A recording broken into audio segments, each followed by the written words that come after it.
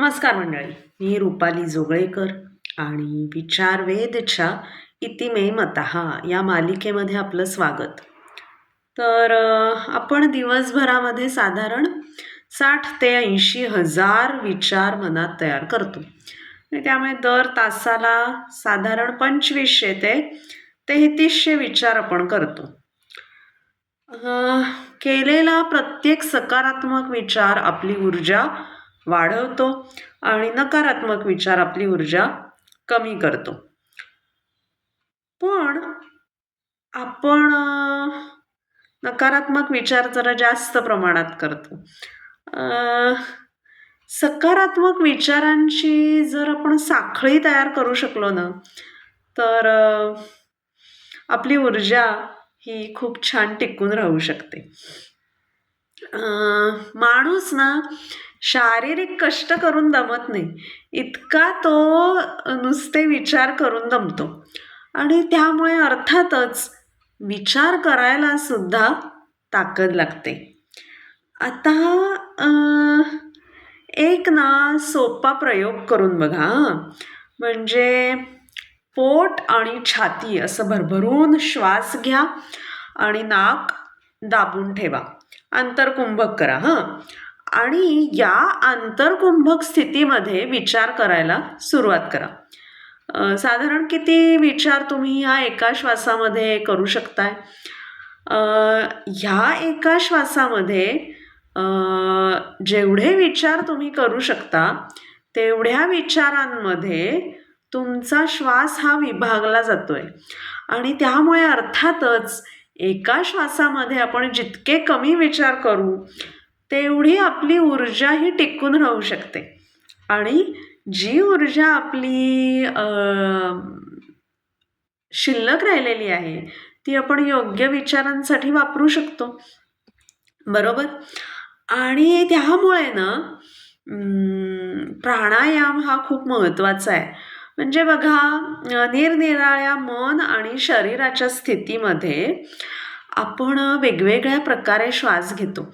म्हणजे आपण दुःखी असताना, घाबरलेलं असताना, रागावलेले असताना, आनंदी असताना, काळजीत असताना, चिंतेत असताना आपली ना श्वासाची लय, पोत, खोली हे वेगवेगळं असतं.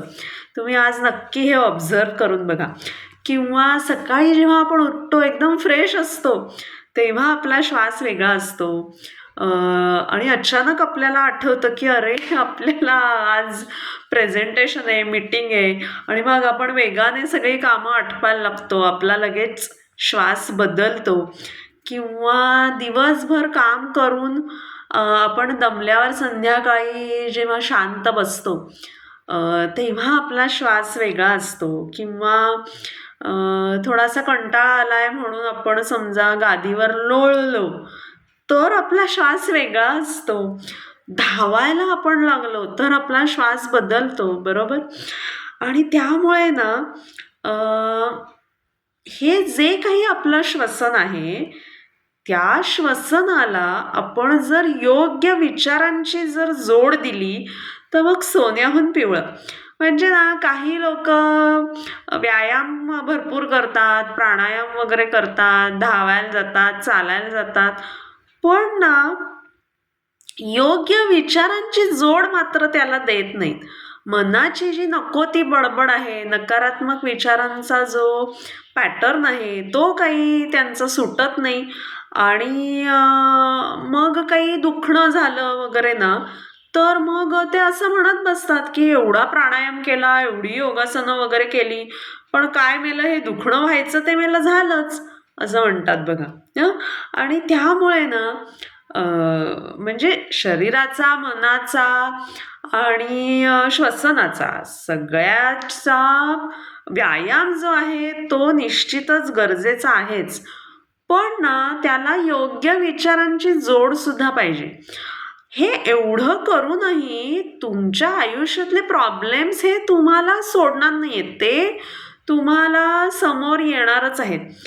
म्हणजे तुम्ही ध्यानधारणा करा, प्राणायाम, योगासनं, हे मनाचे जे विचारांवरचे प्रयोग, योग्य भावना वगैरे तुम्ही सगळं करा, पण तुमचे ह्यामुळे प्रॉब्लेम्स जे आहेत ना, समस्या ज्या आहेत ना, त्या गायब नाही होत आहेत.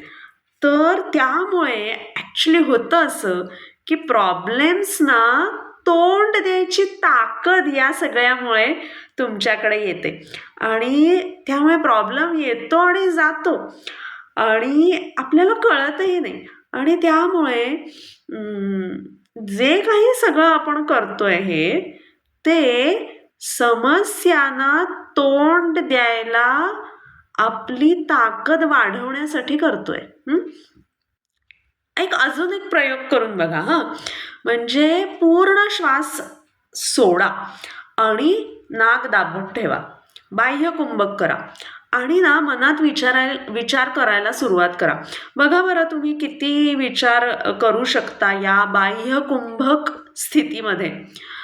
जेमतेम 1 ते 2 विचार आपण करू शकतो आणि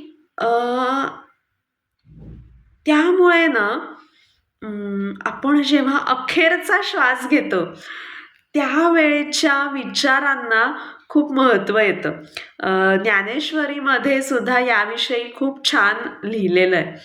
आपला जो शरीर आणि आपलं जे शरीर आणि मन जे आहे ना, त्यातला जो पूल आहे ना, तो आहे आपला श्वास आणि त्यामुळे आपला जो श्वास आहे त्याच्यावर जर आपण चांगलं नियंत्रण मिळवू शकलो तर आपण आपल्या मनातल्या विचारांवर सुद्धा चांगलं नियंत्रण मिळवू शकतो.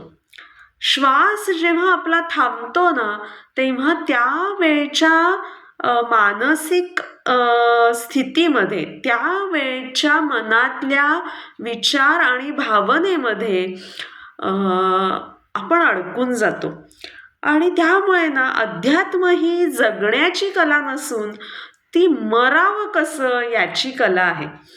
योगशास्त्र सुद्धा हेच शिकवतं.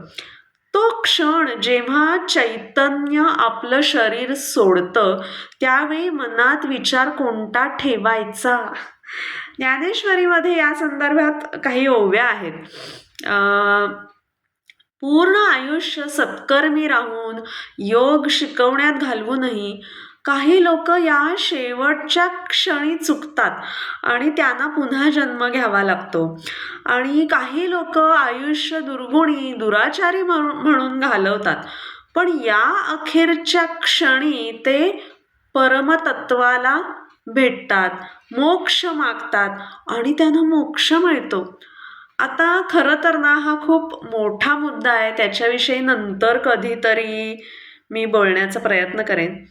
पण ज्ञानेश्वरीमध्ये असं लिहिलंय की राहोनी सावध सोडिती जे देह, राहोनी सावध सोडिती जे देह, होती निस्संदेह मद्रूपते, होती निस्संदेह मद्रूपते. म्हणजे पुढचा जन्म आणि मोक्ष वगैरे हे सगळं जाऊ दे, पण आत्ता आरोग्यवान राहण्यासाठी तरी आपल्याला हा जो आपला श्वासाचा पूल आहे तो मजबूत करणं खूप आवश्यक आहे आणि हा जो श्वासाचा मजबूत पूल आहे ना तो आपला विश्वास वाढवतो. हा जर पूल कमकुवत झाला तर अर्थातच शरीरामध्ये आजार होतातच आणि शिवाय विचारांचं सुद्धा ट्रॅफिक जॅम झालं की ते शरीरामध्ये ब्लॉकेजेस किंवा गाठींच्या स्वरूपामध्ये दिसतंच आणि त्यामुळे विचारांची ही जी वाहतूक आहे ती सुरळीत चालू राहण्यासाठी हा जो आपला श्वासाचा पूल आहे ना तो खूप मोठा आणि मजबूत करणं आवश्यक आहे. आपल्या विचारांवर आणि श्वासावर त्यामुळे काम करणं आवश्यक आहे आणि त्यामुळे या आठवड्यामध्ये हा श्वासाचा पूल मोठा आणि मजबूत करण्यासाठी प्राणायामाचा सराव जरूर सुरू करा. शुभेच्छा मंडळी. हा व्हिडिओ आवडला, उपयोगी वाटला तर जरूर लाईक, शेअर आणि सबस्क्राईब करा. धन्यवाद.